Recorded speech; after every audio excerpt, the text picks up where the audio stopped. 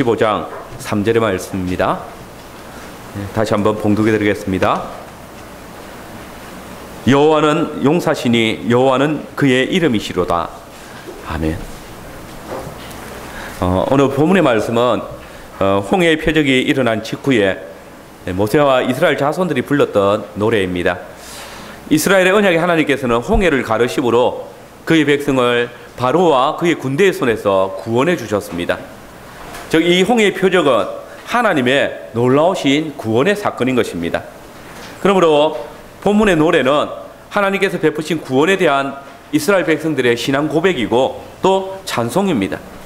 성령님께서는 이 구원의 찬송이 모든 시대를 살아가는 교회들에게 일반적인 규칙이 되도록 하시기 위해서 이렇게 성경을 기록하게 하셨던 것입니다. 그러므로 그들이 불렀던 이 찬송은 오늘날 우리에게도 동일한 구원의 찬송으로 불려져야 합니다. 즉 우리가 이 찬송의 의미를 발견하고 그 하나님을 고백할 때에 이 구원의 찬송은 오늘날에도 동일한 구원의 찬송이 되어질 것입니다. 그리고 만일 이 찬송에 나타난 구원의 의미를 무시하고 받아들이지 않을 때 이 구원의 찬송은 구원 대신 바로와 그의 군대가 받았던 것과 동일한 그런 파멸을 가져다 줄 것입니다. 성령님께서는 이스라엘이 불렀던 이 찬송을 통해서 우리가 꼭 알아야 할 하나님의 별칭을 가르쳐 주었습니다. 그것은 바로 용사라는 별칭입니다. 여호와는 용사시니 여호와는 그의 이름이시로다. 그러면 여러분, 왜 하나님께서는 이 이름을 우리에게 꼭 알려주시고자 하셨을까요? 그것은 앞에서도 말씀드린 바와 같이 이스라엘이 이 하나님의 이름을 구원의 이름으로 부르고 있기 때문입니다. 성령님께서는 말세를 살아가는 우리에게도 이 동일한 이름을 부르도록 하시기 위해서 이 찬송을 성경에 기록하게 하셨습니다. 그렇다면 우리가 이 이름을 알고 이 이름을 고백하고 또 이 이름을 신뢰하며 살아가는 것이 얼마나 큰 은혜인지를 알게 될 것입니다. 오늘 우리는 우리를 구원하신 용사이신 하나님의 이름을 부르고 있습니다. 이 이름을 아는 것은 우리의 구원과 관계되는 일이고 또 우리는 이 이름을 반드시 알고 신앙을 지켜가야 할 것입니다. 오늘 저는 본문의 말씀으로 구원의 용사이신 야훼 하나님은 그 언약의 백성을 영원히 인도하시고 다스리신다라는 주제로 말씀을 전하겠습니다. 우리는 먼저 구원의 용사이신 하나님을 오늘 찬송하게 됩니다. 사실 오늘 본문 1절에서 12절까지의 내용을 보면 이 노래는 사실 구원의 노래라기보다는 파멸의 노래에 분류하기 쉽습니다. 실제로 이 시편에 보면 극렬하고 또 파괴적인 용어가 가득합니다. 1절에 보면 말과 그 탄자를 바다에 던지셨습니다. 또 4절에는 바로의 병거와 그 군대를 바다에 던지시니라고 합니다. 또 9절에는 오른손이 원수를 부수시니이다. 대적의 말이 내가 쫓아 미쳐 탈취물을 나누리라. 내가 칼을 빼리니 내 손이 그들을 멸하리라. 모두 전쟁의 용어를 사용하고 있습니다. 그리고 이 용어들과 전쟁을 치르시는 야훼 하나님 역시도 전쟁의 표현이 용사로 기록되어져 있습니다. 우리는 바로 여기서 우리의 구원은 바로 전쟁과 관계되어져 있음을 발견하게 됩니다. 그렇습니다, 여러분. 구원은 전쟁의 결과로 우리에게 주어졌습니다.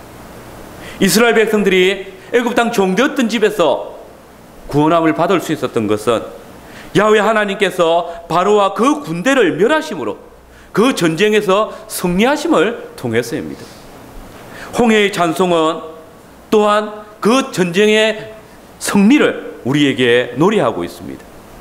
바로는 그와 그의 군대와 구별되어 있습니다. 그것은 바로는 단순한 인간이 아니라 태양의 아들, 즉 애굽의 신이었기 때문입니다. 이전에 하나님께서는 10가지 재앙을 애굽에 내리셨습니다. 그 10재앙은 모두 애굽 사람들이 섬기는 신들과 관련되어져 있습니다. 하나님께서는 그들의 신들을 다 정복하시고 이제 마지막 남은 태양의 신 바로까지 정복하셨습니다. 그 당시 애굽은 세계 최강의 국가였습니다. 하나님께서는 세계 최강의 군대와 그들의 신을 모두 정복하시고 파멸시켰습니다. 홍해는 바로 이 최강의 군대를 바다에 수장시킨 놀라우신 하나님의 역사인 것입니다. 그러므로 하나님은 세계를 정복하신 것입니다. 노예들은 약했지만은 노예들이 믿는 그 신은 강하였고, 또한 노예들은 전쟁에 임할 수 없었지만은 구원의 용사이신 야훼 하나님께서 친히 애굽의 군대와 싸워 이기심으로 구원을 베푸신 것입니다. 그리고 그는 그 전쟁의 결과로 전리품을 얻으셨습니다. 그 전리품이 무엇입니까? 바로 이스라엘 백성들입니다. 그가 애굽의 신들과 또 애굽의 군대를 대항하여서 전쟁을 한 이유는 바로 당신의 택한 백성 이스라엘을 당신의 것으로 만들기 위해서입니다. 그래서 13절에 보시면 그 구속하신 백성이라고, 그리고 16절에 보시면 주의 사신 백성이라 그렇게 칭하고 계십니다. 세계를 정복하고 얻은 전리품이기 때문에 이스라엘의 구원은 너무나 값진 것입니다. 그들은 이 값진 구원이 전쟁의 결과로 온 것임을 기억하고 또 알아야 했습니다. 여러분, 홍해는 단순한 바다가 아닙니다. 하나님께서 애굽의 신들과 그들의 군대를 대항하여서 싸우시고 또 그들을 파멸시킨 전투장입니다. 여러분, 이 사실은 우리에게 너무나 중요한 것입니다. 그들은 이 전투에서 그들의 신이 승리하는 것을 목격하였습니다. 그들의 구원은 그들의 강함 때문이 아니라 그들의 하나님 야훼 하나님의 강력하심을 인하여서 나온 것입니다. 야훼 하나님의 강한 능력이 이스라엘의 구원을 가능하게 했음을 알게 하고 계십니다. 만일 그들의 하나님이 애굽의 군대와 신들보다 더 강력한 용사가 아니었다면 이 구원은 불가능했을 것입니다. 그들은 다시 애굽으로 돌아가서 노예 생활을 해야 했을 것입니다. 그렇습니다. 이스라엘의 구원은 그들의 강력함에 있지 아니하고 야훼 하나님의 전능하신 능력에 있으며, 또한 그 원수를 파멸시키는 그 하나님의 강한 구원이 이스라엘로 애굽에서 인도하여 내신 것입니다. 하나님께서 그토록 강한 힘을 가지셨다는 사실이 오늘 우리의 구원과 어떤 관계가 있는지 생각해 보십시오. 여러분, 그 전능하신 야훼께서, 그 하나님께서 당신의 아들을 우리에게 보내어 주셨습니다. 예수님께서는 우리를 사랑하셔서 우리 죄를 대신해서 십자가에 죽으셨습니다. 그러나 이것이 그분의 마지막 일이 아닙니다. 그분께서는 그 십자가 위에서 이 세상의 임금인 사단을 정복하셨습니다. 여러분, 예수님께서 십자가 위에서 사단을 정복하셨다는 사실이 무엇을 의미하겠습니까? 그것은 더 이상 사단이 우리를 지배할 수 없다는 것입니다. 사단의 가장 강력한 무기가 무엇입니까? 그것은 바로 사망의 권세입니다. 그러나 사단이 우리 주 예수 그리스도의 십자가 아래 정복당했기 때문에 죽음의 권세도 우리를 이길 수 없게 되어졌다는 것입니다. 우리는 첫사람 아담의 죄가 어떻게 시작되어졌는지 잘 압니다. 뱀의 탈을 쓴 사단이 여자와 아담을 미혹하여서 죄를 범하게 했고, 이로 인하여서 세상에 죄와 죽음이 몰고 들어왔습니다. 그러므로 이제 아담의 보통 생식법으로 태어나는 모든 인간은 죄의 결과로 인하여서 죽음에 이를 수밖에 없습니다. 이 세상에 그 어떠한 강한 용사도 죽음 앞에서는 어찌할 수 없었습니다. 모두가 다 죽음의 노예가 될 수밖에 없었고, 이로 인하여서 모두 죽음을 두려워하고 또 그 죽음의 파멸로 인하여서 사망으로 나아갔습니다. 사단은 이 죽음의 권세를 통하여서 이 세상의 임금이 되어졌고, 그래서 그는 세상의 임금이라 불려졌습니다. 그런데 여러분, 우리 주님께서 그 사망의 권세를 깨뜨리셨습니다. 사단이 가진 가장 강력한 무기를 깨뜨리시고 정복하심으로 그분은 죽음보다 더 강하신 분임을 선포하셨습니다. 그러므로 바울은 이 놀라운 구원의 노래를 불렀습니다. 함께 읽었던 고린도전서 15장 55절에서 57절의 말씀입니다. 사망아 너의 이기는 것이 어디 있느냐? 사망아 너의 쏘는 것이 어디 있느냐? 사망에 쏘는 것은 죄요 죄의 권능은 율법이라. 우리 주 예수 그리스도로 말미암아 우리에게 이김을 주시는 하나님께 감사하노니. 여러분 놀랍지 않습니까? 사망이 쏘는 것은 죄였습니다. 죄의 권능은 율법이었습니다. 그런데 우리 주 예수 그리스도께서 율법 아래에 있던 우리를 구속하셨고 이로 인하여서 더 이상 죄의 권능이 우리를 주장할 수 없게 되었습니다. 주께서 그에게 속한 자들에게 죄와 사망의 권세를 이기게 하신 것입니다. 여러분 그의 성리로 그는 사망의 아래에 있던 우리를 전리품으로 획득하셨습니다. 하나님께서 보내신 우리 주 예수 그리스도께서 강한 힘을 가지신 용사로서 사망을 이기신 유일한 용사로서 죄와 사망의 권세 아래 놓였던 저와 여러분들을 구원하셨습니다. 그러므로 그리스도 안에 있는 자들을 우리가 하나님의 자녀라 일컬음을 받게 하시는 것입니다. 그런데 여러분 오늘 많은 성도들이 이 사실을 무시합니다. 많은 사람들이 예수 그리스도를 우리의 죄를 지신 분으로는 인정합니다. 그러나 그분은 단지 연약하고 힘없는 분으로만 생각합니다. 그래서 그 하나님께 그 그리스도께 자신의 삶을 내어놓고 의지하지 않습니다. 여러분 오늘날 사단이 쓰는 가장 비열한 방법 중에 하나가 바로 이겁니다. 사단은 우리로 하여금 그리스도의 십자가를 생각하도록 놓아둡니다. 그러나 그분이 죽음을 이기시고 사단을 정복하셨다는 사실을 생각하지 못하도록 만듭니다. 만일 우리가 전능하신 예수 그리스도, 용사이신 주 예수 그리스도를, 죽음을 이기시고 부활하신 예수 그리스도를 생각하지 못한다면 우리의 믿음은 헛것입니다. 우리는 이 생에서 가장 불쌍한 자입니다. 우리 주 예수 그리스도를 구원주로 모시고 사는 사람은 예수 그리스도를 나의 용사로 모시고 사는 사람입니다. 여러분 이 시간 여러분들은 우리 주 예수 그리스도를 나의 용사로 인정하고 있습니까? 여호와는 나의 힘이요 노래심이요 나의 구원이시라. 이 찬송이 여러분의 찬송이 되어집니까? 단순히 예수 그리스도의 죽음과 부활이라는 그런 객관적인 사실을 믿는 것이 구원이 아닙니다. 우리 주 예수 그리스도께서 죽으시고 그 죽음과 사단의 권세를 이기시고 부활하셨다는 그 사실을 나의 것으로, 나의 용사께서 그 승리를 이끄심으로 내가 그 승리에 참여했다는 사실을 받아들이는 것이 구원입니다.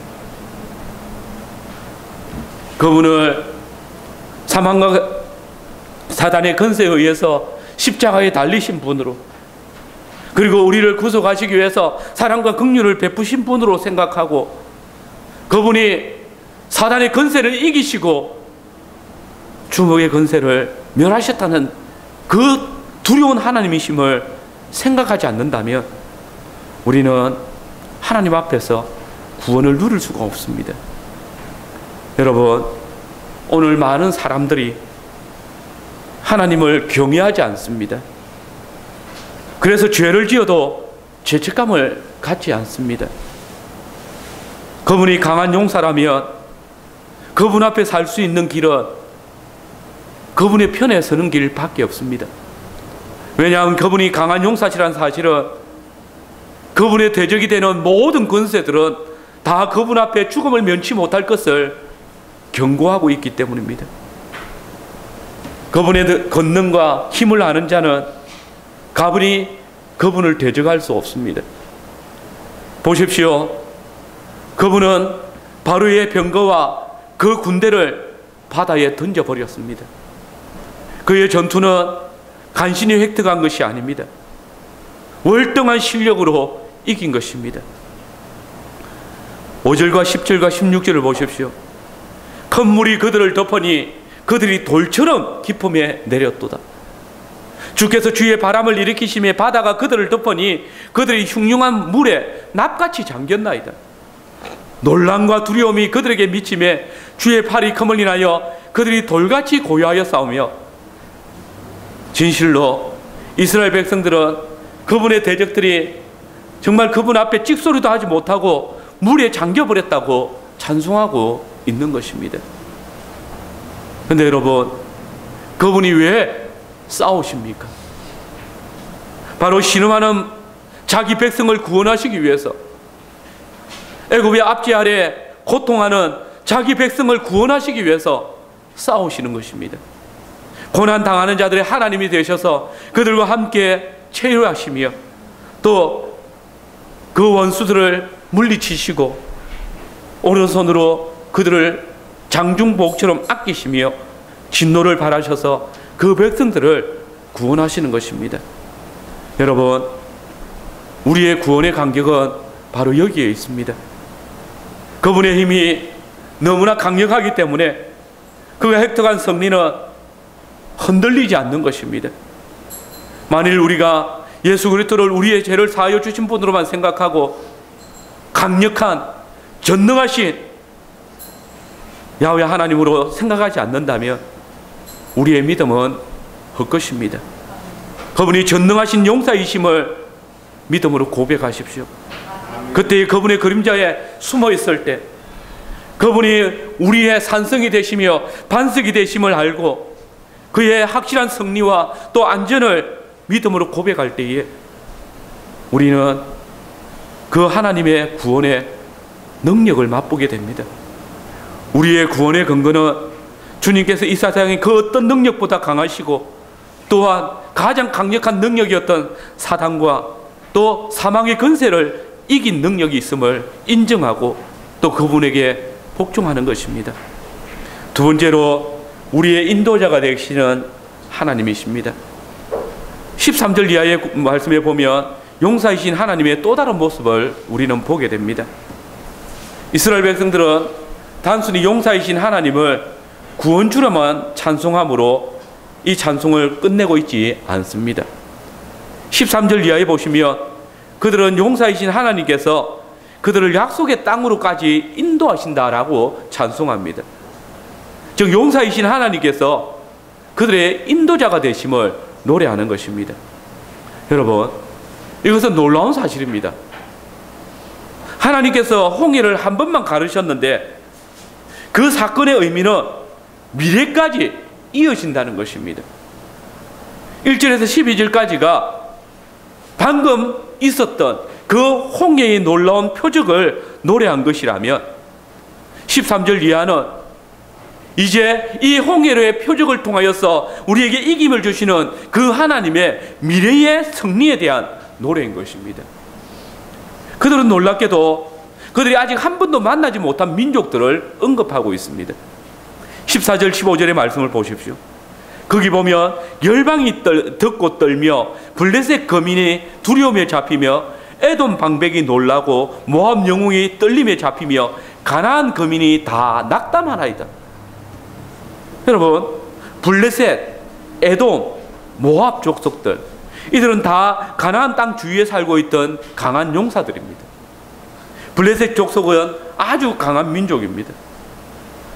우리는 성경에서 이 블레셋이 다윗 시대까지 이스라엘을 계속해서 침략했고 또 이스라엘은 거의 이 블레셋을 이긴 적이 없다는 사실을 보게 됩니다. 왜냐하면 이 블레셋의 문화는 이스라엘보다 몇백 년이나 빨랐기 때문입니다. 이스라엘은 사울왕 시대까지 청동기 문화에 속해 있었다면 이 블레셋은 홍해 사건이 있었던 바로 그때 이미 철병거를 가지고 있었습니다. 사사기 1장 18절 19절과 사무엘상 13장 19절에 23절에 보면 그들은 벌써 새로 만든 칼과 창, 병거들을 가지고 있었고 그래서 이스라엘은 도무지 그들의 상대가 되지 못했습니다. 그런데 여러분, 한참 뒤인 사무엘하 8장 3절 4절에 보면 다윗이 전쟁에서 승리하며 전리품으로 병거를 획득했는데 그 병거의 말들의 힘줄을 다 끊어버립니다. 왜 그랬겠습니까? 이것은 1차적으로 이스라엘의 왕은 말을 가지지 않는 것이 이스라엘 왕의 모습, 하나님의 명령이기 때문입니다. 그러나 또 한 가지, 이스라엘은 이때까지도 아직 철거 문화가 아니었기 때문에 철로 만든 병거를 사용할 수 없었기 때문에 그 병거와 말들을 다 제거해버린 것입니다.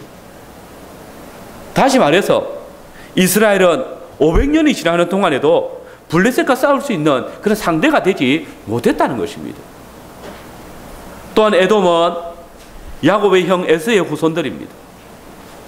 그들은 말 그대로 광야를 달리는 선구자들입니다. 특히 에돔의 한 갈래였던 아말렉 족속은 유목민입니다. 그들은 전쟁으로 자기 직업을 삼고 있는 족속입니다. 신명기 25장 17절 19절을 보시면 그들은 광야에서 이스라엘이 피곤할 때 뒤에 떨어진 약한 자들을 죽이고 무더기도 괴롭혔던 그런 족속들입니다. 모압과 가나안 족속 역시 결코 이들의 뒤지는 민족들이 아닙니다. 근데 여러분, 이스라엘은 이들과 싸웠고 또한 승리하고 있다고 노래하고 있습니다. 어떻게 이런 노래를 부를 수 있단 말입니까? 그것은 그들이 홍해 사건에서 그들의 용사이신 하나님께서 약속의 땅에 들어갈 때까지 이 모든 광야 생활과 그리고 그들이 약속의 땅에서 살아갈 때 자신들의 용사가 되어주셔서 끝까지 그들의 구원을 위하여서 싸우실 것을 알았기 때문입니다. 곧 하나님은 그들을 구원하신 후에 그들을 내버려 두신 분이 아니시, 그 구원하신 백성을 그 약속하신 땅까지, 그 약속의 땅에 이르기까지, 또한 안식을 누리기까지 끝까지 함께 하시는 하나님이심을 그들은 고백하고 있는 것입니다. 여러분, 이 사실을 참으로 신뢰하고 있습니까? 용사이신 하나님께서 우리의 구원자이실 뿐만 아니라 우리의 삶의 인도자이심을 고백하십니까?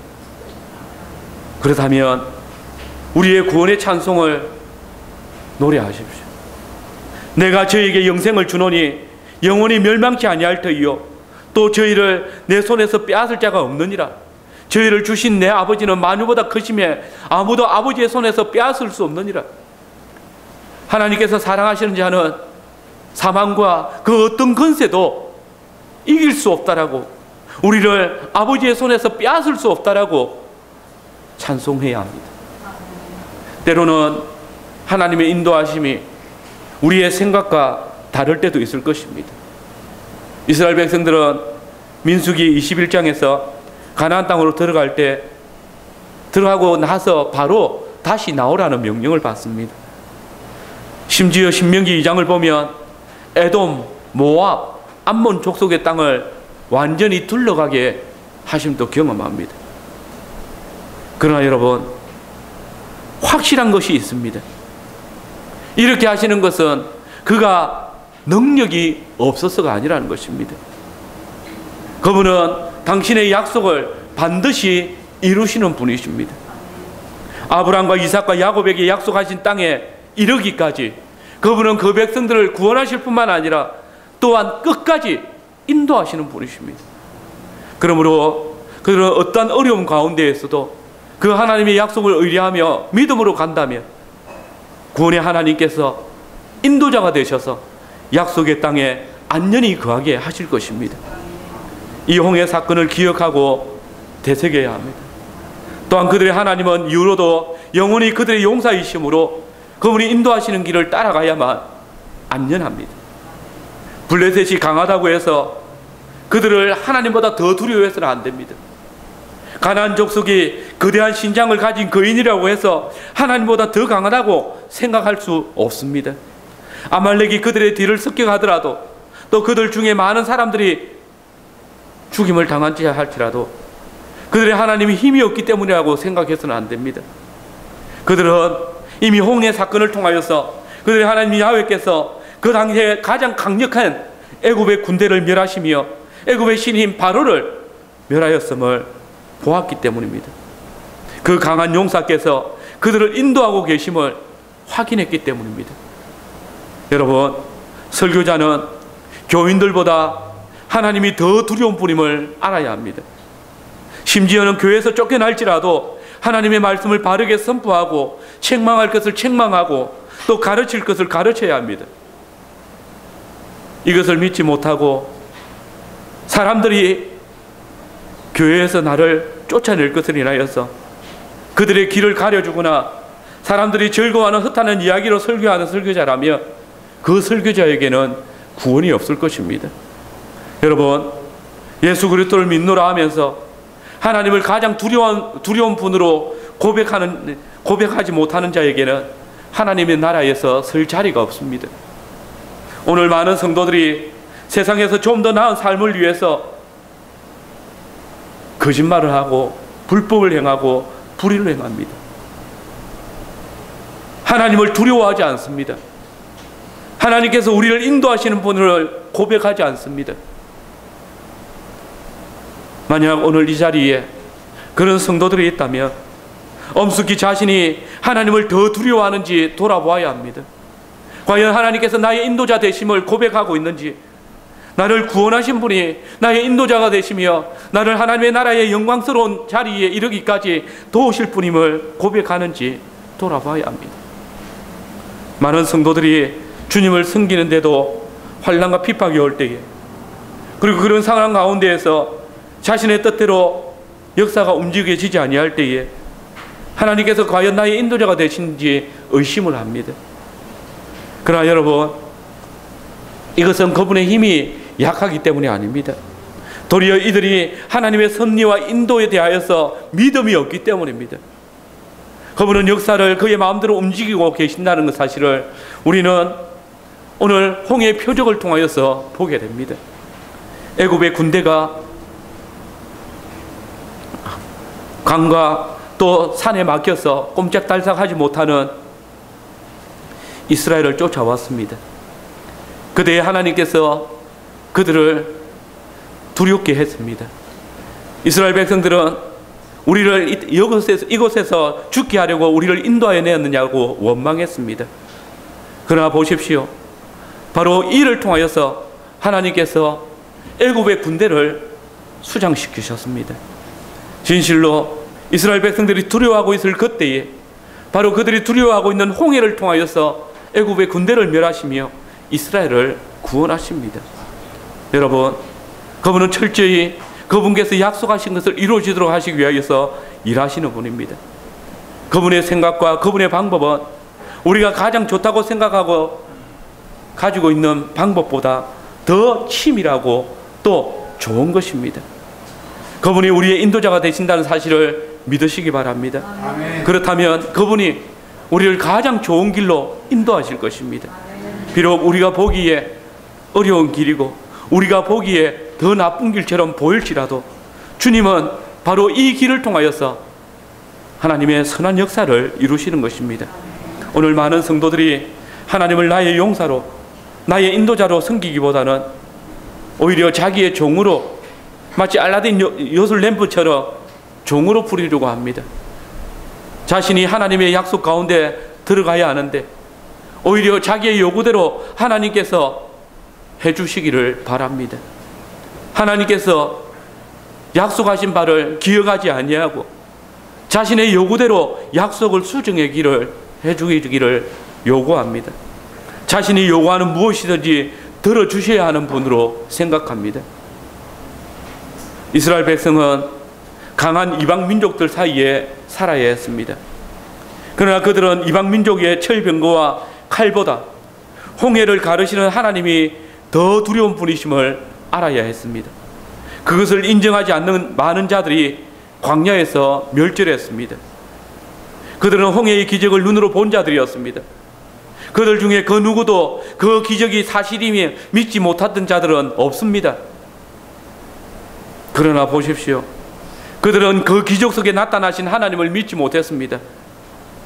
자신들이 원하는 대로, 자신들이 생각하는 대로 일이 이루어지지 아니할 때에 하나님을 원망하고 불평하고 또 하나님께 대적했습니다. 이로 인하여서 하나님께서는 그들을 징계하셨습니다. 여러분, 우리의 신앙은 기적을 보고 믿는 신앙이 아닙니다.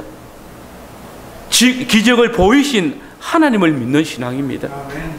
여러분, 예수님이 부활하셨다는 것을 믿으십니까? 그러나 이것은 사단도 믿고 있는 것입니다. 우리는 단순히 예수님께서 죽으시고 부활하셨다는 그 역사적인 사실을 믿는 것이 아닙니다. 예수 그리스도의 그 부활이 나로 사망의 권세를 깨뜨리고 또 우리 주 예수 그리스도의 부활에 함께 참여하게 하셨다는 것을 믿는 자들입니다. 마틴 루터는 로마 교황과 전통보다 하나님의 말씀이 더 두려움을 고백했습니다. 그래서 그는 내 주가 강한 성이요 라고 찬송했습니다. 칼빈은 대학 장정으로 취임하는 친구의 연설문을 대신 써달라는 부탁을 받고 교황을 공격하는 내용을 적어서 몇 년 동안이나 교황을 모독한 제목을 뒤집어 쓰고 쫓겨다녀야 했습니다. 그러나 그는 자신의 목숨을 노리는 대적들보다 하나님을 더 두려워한 분임을 알았기 때문에 여전히 로마 교회를 개혁하는 일에 앞장섰던 것입니다. 일제시대 당시에 우리의 믿음의 선진들은 일본의 총과 칼보다 하나님이 더 두려운 분임을 알았기 때문에 그들의 우상에게 절하지 아니하고 감옥에 갇히는 것을 두려워하지 않았으며 또 죽는 것도 부끄러워하지 않았습니다. 이것이 그들의 구원의 정표가 되어집니다. 용사이신 하나님을 나의 인도자로 또 나의 용사로 믿고 살기에 그 하나님을 두려워하기 때문에 세상이 주는 고통과 또 세상이 우리를 위협하는 것을 두려워하지 않고 살아가는 것입니다. 모세와 이스라엘 백성들이 홍해 앞에서 부른 이 찬송을 보십시오. 현재 홍해에서 우리를 구원하신 하나님은 미래 저 어두운 광야길에서도 우리를 인도하실 것입니다. 그들의 구원의 감격에는 시간이라는 벽이 들어올 틈이 없습니다. 어제 우리를 구원하신 그 하나님은 지금도 우리를 구원하시며 또 미래에도 여전히 우리의 구원의 하나님이십니다.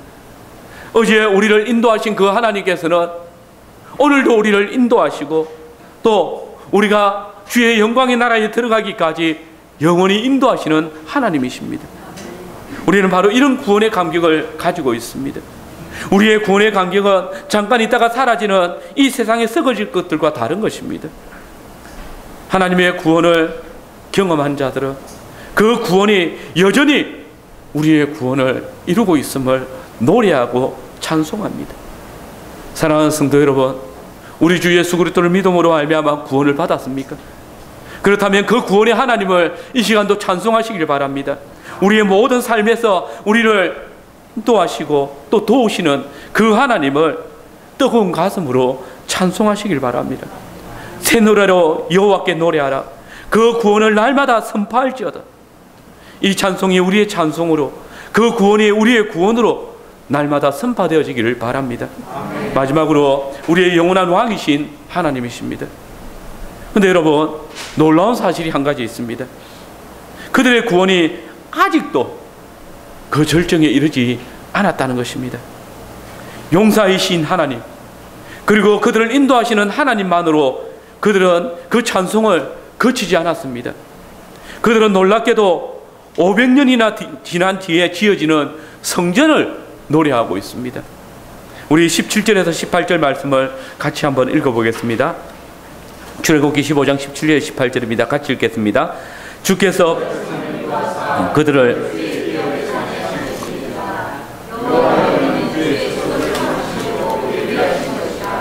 주여, 이것이 주의 손으로 세우신 성소로소이다.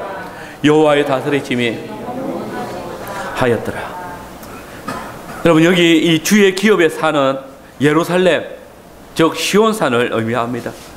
주의 처소, 성소는 예루살렘 성전, 성막을 말하고 있음이 확실합니다. 어떤 신학자들은 이 엄청난 예언을 도저히 받아들일 수가 없어서 적어도 이 부분만큼은 예루살렘 성전이 지어지고 난 뒤에 붙인 것이다라고 그렇게 해석을 합니다. 그러나 여러분, 성경은 너무 분명하게 1절 말씀에 보면 이때에 라고 말합니다. 곧 홍해 사건 직후에 이 노래는 불려진 것입니다. 여기서 우리는 모세와 이스라엘이라는 말을 주목할 필요가 있습니다. 모세는 이스라엘과 구분되어져 있습니다. 즉 그는 이스라엘 안에서 하나님의 특별한 직분자, 곧 하나님의 뜻을 자주 이스라엘 백성들에게 전하는 선지자 역할을 대행했습니다. 그는 신명기 16장 2절과 11절 15절에 미래에 지어질 성전을 예언했고, 또 신명기 17장 14절에서 17절에서는 야훼께서 왕을 세우실 것을 증거하고 있습니다. 즉 이 모세는 이미 이스라엘이 미래에 하나님께서 보여주시는 모든 일들을 하나님의 능력 안에서 보았고, 또 그것을 이 찬송에서 드러내고 있는 것입니다. 그렇습니다. 홍해 사건을 통해서 하나님께서는 그들의 미래에 있을 놀라운 일들을 보여주신 것입니다. 하나님의 계시를 찬송하는 것은 하나님의 성경을 믿기에, 하나님의 약속을 믿기에 노래하는 것입니다. 어쨌든 이스라엘 백성은 아직 보지 못한, 세워지지 않은 하나님의 집을 노래합니다. 그런데 이 성전이 가지고 있는 의미가 무엇입니까? 그것은 바로 야훼 하나님께서 그 백성들과 함께 하신다는 것입니다. 야훼 하나님께서 약속의 땅 중심에 자정하고 계심을 그 백성들이 그 성전을 중심으로 살아갑니다.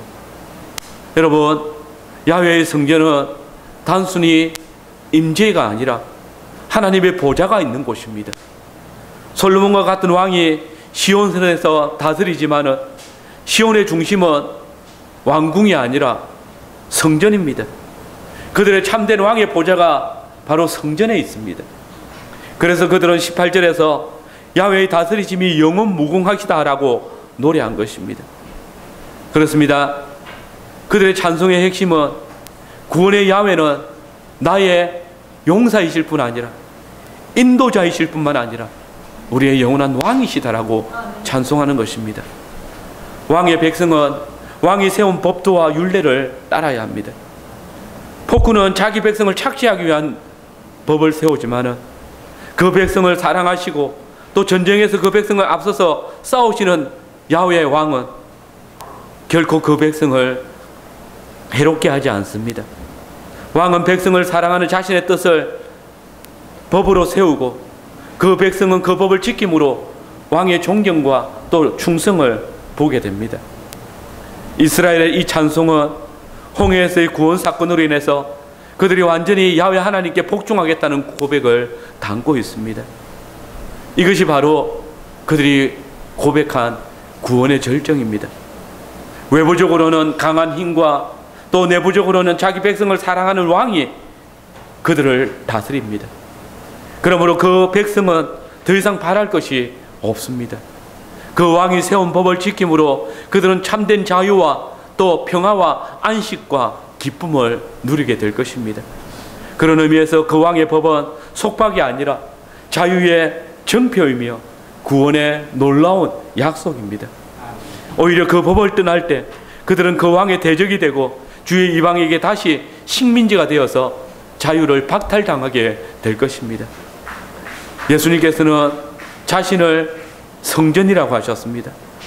상징적으로 이스라엘과 함께 하셨던 왕의 보좌가 하나님의 나라의 왕이신 예수 그리스도와 함께 이 땅에 임하신 것입니다. 그래서 오늘날 야훼의 다스리심을 받는 것은 예수 그리스도를 사랑하고 그분께 나 자신을 드려서 순종하는 것입니다. 그분은 사단의 권세를 정복하시고 하늘에 있는 보좌에 성천하셨습니다. 그분이 이 땅을 계실 때에 사단은 그를 공격할 수 있었고 그를 죽일 수 있었습니다. 그러나 보십시오.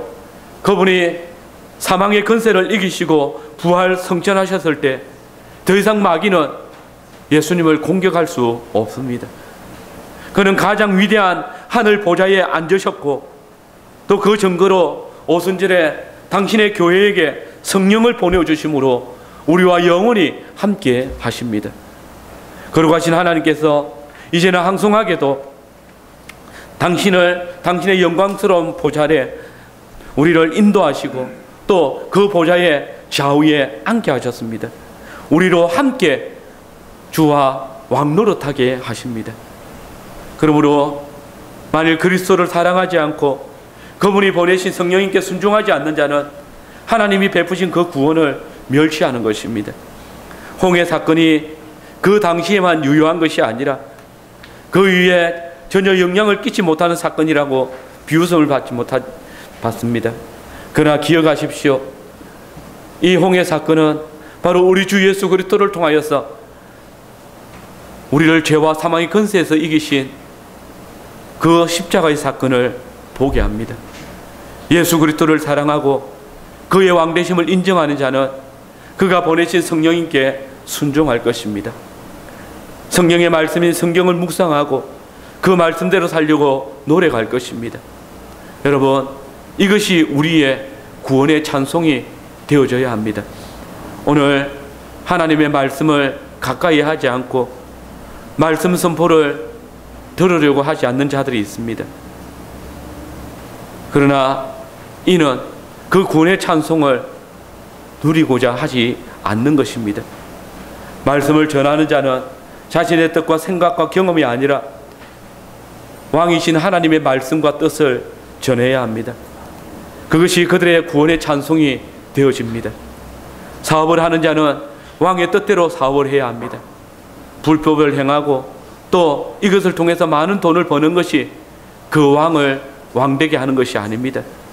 자신의 왕으로 인정하는 분이 야훼 하나님이시라면, 우리 주 예수 그리스도시라면 오직 그분이 원하시는 대로 정직과 진리를 따라 행하여야 할 것입니다. 사랑하는 성도 여러분, 우리 주 예수 그리스도께서 여러분의 왕이 되시며 그 주께서 여러분을 다스리고 계십니까? 밤새도록 눈물을 흘리며 기도하고 방언으로 신유의 은사로 자신의 능력을 드러낸다 할지라도 하나님의 다스리심을, 그 하나님의 왕 되심을 거절하는 자는 하나님의 나라에서 결단코 자신의 이름을 발견하지 못할 것입니다. 여러분, 우리가 강하기 때문이 아니라 강한 용사이신 우리 주 예수 그리스도께서 죄와 사망의 권세를 이기셨기 때문에 우리는 그 승리의 감격을 가지고 주의 백성으로 살아갈 수 있습니다. 그 구원과 행함을 누리는 자들이기에 우리는 그 구원의 노래를 부를 수 있습니다. 성도 여러분, 주님께서 당신을 왕으로 모시고 사는 자들을 주의 기업의 산으로 삼으십니다. 우리가 하나님의 성전이 되어졌습니다. 주님께서는 우리로 주님의 성전으로 살아가도록 하시기 위해서 그 뿌리를 받들어 심으셨습니다. 이 홍해의 노래는 그때에 끝난 것이 아니라 오늘 그리스도 안에서 이 광야의 길을 걸어가야 할 우리 성도들에게 다시 불려져야 할 것입니다.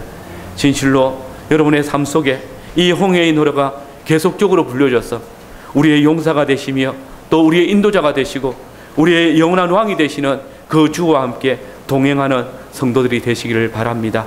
아멘.